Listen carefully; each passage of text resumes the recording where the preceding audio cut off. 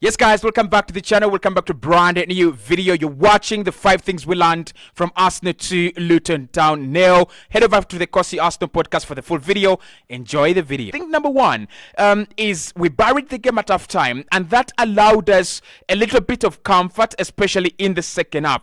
Now, Luton, and I really think Rob Edwards has done a very good job with this team. Mikel Arteta talked about it in his press conference before the game, and he said the way they are actually playing and the way they are pressing teams and they are giving problems to teams, they're not getting the results they deserve. And I personally said Mikel Arteta is giving them a lot of credit than they deserve. But Mikel was actually spot on. This Luton team side, they were actually very good, especially in the second half. I looked at Taith Chong coming on, and he gave them a very, very different kind of breath of life. They had, they were running well, they were pressing well, and they were creating some problems for us, although not really quality problems. So I think barring games at half time is going to be very key for Arsenal in this running. When you get to the 60th minute or 70th minute without scoring a goal, there is a lot of pressure. You're going to start panicking. You're going to start shooting outside the penalty area, and you're going to do all crazy stuff. And the team is actually going to get tired more, right? Because the last 20 minutes of the game, that is where the opponent is sensing we could win this. We could get a draw against Arsenal. But yesterday, and I think Luton Town, they had a game plan that actually didn't work. The game plan was to make sure that they stay compact and they stay in shape until Arsenal break them down, until Arsenal, get frustrated. They wanted to frustrate us out of position. And that's why the likes of Taith Chong didn't start that game, right? Rob Edwards started a little bit compact. He started a little bit pragmatic. He wanted Arsenal to get frustrated. But when what we did is we were calm and we created our chances. We pressed high. I think that's a mistake. That was a mistake that Luton did. You don't press high against Arsenal. You don't actually try to play from the back against Arsenal. We are the masters of the high press, right? So, but all in all, the 2 goals at half time allowed us to rest in the second half. And Arsenal didn't do much in the second half apart from running to where the ball was being played by Luton, and just making sure that we don't concede, just making sure that we don't put ourselves in a difficult situation. So I think Mikel Arteta there, I'm going to say spot on with that. And barring the game at half time, just allowed him to eventually take off the likes of Thomas Partey. It allowed them to do a couple of other things as well. And the teams looked comfortable. So as we go into the Brighton game, we will be confident, right? And I hope we can continue winning games at halftime. That is actually going to be a game changer and a season-defining moment for Arsenal. The second thing that we've got to talk about in that game was the Partey and Smith-Rowe performances as players that were just coming in. Don't get me wrong, Odegaard was very good in that game.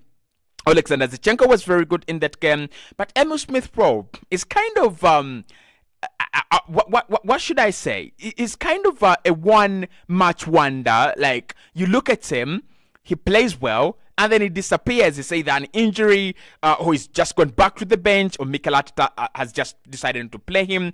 And the same with Thomas Partey, who has been injured for the whole season. Yesterday, again, Mikel Arteta has got to write this down. Those 2 players are going to be very key for Arsenal in the running. Smith-Rowe had around 3 quality shots on goal. 3 quality shots on goal. Yes, he didn't score, but he provides Arsenal with something very different, and many players actually don't do this. We do not have a midfielder who runs into the penalty area trying to score. And Odegaard really scores a lot of goals. And yes, he did score inside the penalty area, and it was a very good goal. He hits it very well. But what I'm trying to say is, look at the chances Smith-Rowe gets, and look at the positions he gets himself into while he's on the pitch. He's more like a Kai Havertz, and what we wanted Kai Havertz to do, that is what he actually does. And I think with Mikel, he already sees that, right? It is very impressive. There was that shot in the second half, I think. Second half or first half? In the first half, that Kaminsky saved, right? He's like 6 yards from goal. And I like that from Emil Smith-Rowe. But generally, his game was fantastic. Pressing highly, running, full of energy, full of life. Look, he presses for the first goal, and Kai Havertz does very well to get another assist. Big up to the boy.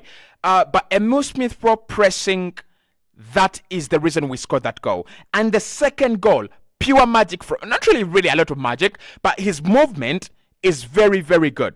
He looks at Leandro Trossard. Trossard is a little bit out wide, and he's being dealt very well by a Luton defender. He just runs into that space, and Trossard plays the ball into space.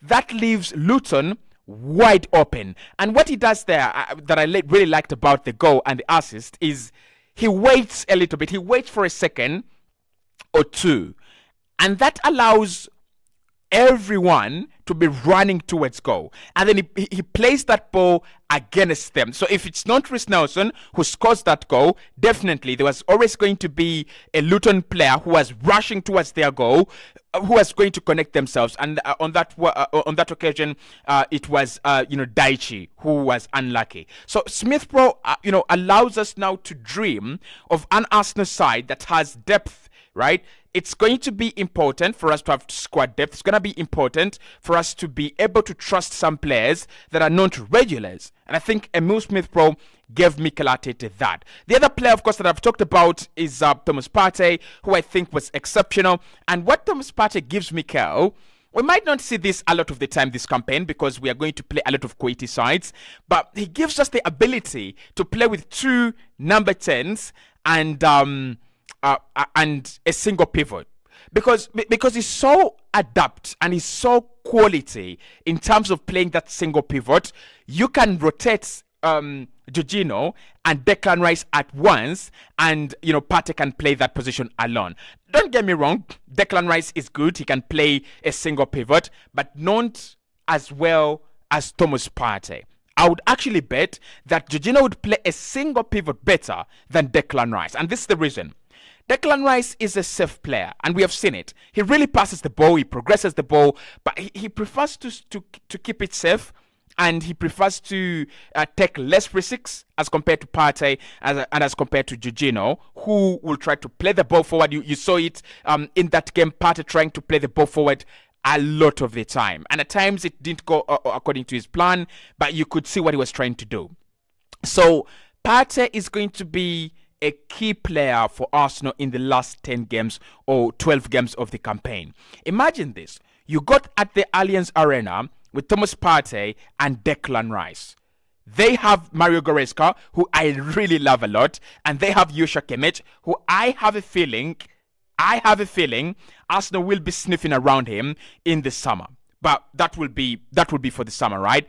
But if you have Partey and Declan Rice at the Allianz Arena, you're guaranteed of a good performance. You're guaranteed of a respectful result at the Allianz Arena. It's the same thing in midweek. We should be playing Thomas Partey and Declan Rice. So those two players have given Mikel Arteta another reason for him to believe in this side. They have given him another reason for him to think we can actually go and do it, right?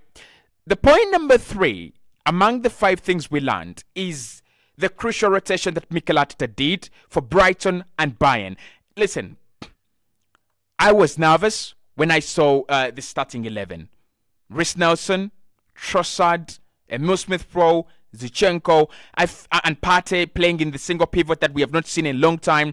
I thought this is too much, right? This is too much rotation, and maybe Mikel Arteta has got it wrong. But eventually, I look at the manager, and I'm like, he's not got it wrong. He's actually got it right, right? He's got it right. I look at the performance in the first half, and I'm like, this is good. And why that rotation is crucial, we have fresh legs for Brighton. That is, Gabriel Martinelli will be fresh. Jakub Kiwior, Takaro Tomiyasu, Declan Rice, Jorginho. All these players are going to be fresh for Brighton. And as well, on the other side, you have the likes of Kai Havertz that came off, right, in that game.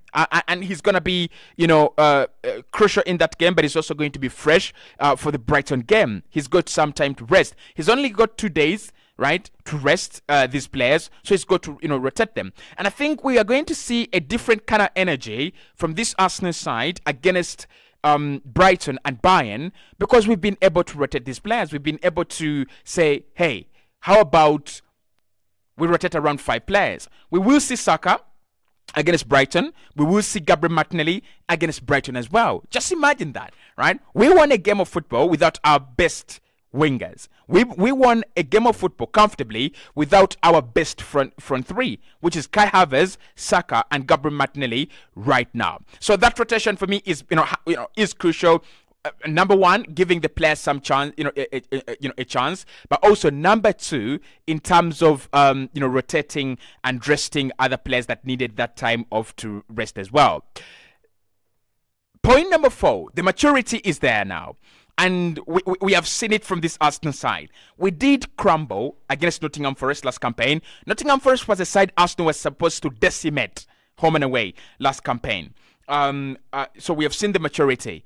That Luton Town does not just walk in at the Emirates Stadium and put up, a Filippo Inzaghi show, or just become, a team full of Gerrards and Lampards. No. You put them in the right place, and that maturity is what this Arsenal team didn't have last campaign. What we didn't have last campaign was the ability for us to go, Arsenal are good, we are good, and therefore we are supposed to win this game comfortably.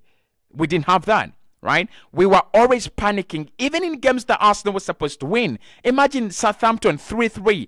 The title was lost there. West Ham 2-2 from a 2-0 position. The title was lost there. Liverpool 2-2 from a 2-0 position. The title was lost there, right? And whoever says that Arsenal lost the title by losing to Brighton, Nottingham Forest, yeah, maybe we did, but the title was lost in games where Arsenal took the lead and dropped points. Southampton, home and away. Liverpool, away. And West Ham, away. Those 3 games, Arsenal lost 6 points. You get those 6 points and you add them to the 84 points that we had last campaign, 84-85. That takes us to 90 points. Manchester City won the title by 89 points. Arsenal still win the league if they just pick up points that they dropped from winning positions. So the maturity in this team, you can see now that they don't even have time for Luton. They don't have time for the crap, for the nonsense that Luton are proposing, that, hey, we can come at the Emirates Stadium and create something, embarrassing for you. We don't have that time, right? They played that game with absolute professionalism. You are here as Luton Town to deliver the points and move on. We are going to beat you. It is, according to us, we will decide by how many. We can beat you 5-0, 2-0, 3-0, 6-0. Professionally. So I love that. I love the maturity. I love the mentality of this team. Treat Luton like Luton and treat Manchester City like Manchester City, right? We saw it against City against Villa. They decimated Villa. 4-1, a hat-trick from Phil Foden. It means that if Arsenal had opened up, we would be having a very different conversation, and people would have said Arsenal have fallen away. So I love that. I really, really did. And lastly, we are back on top of the table, and a chance for us to dream again. I think it's going to be important whenever Arsenal win a game and there is a slight tweak and a slight change to the Premier League table. On two occasions. One, it gives these players a chance to dream and a reason to dream every single time we go out there and play a game of football. But secondly, apart from that, it gives Liverpool a reason to panic. Today, Liverpool, of course, they're playing Sheffield. Sheffield are not stubborn. But Arsenal are on top. So it means that if Liverpool do not win, if they draw, if they lose, right? It means that Arsenal stay on top.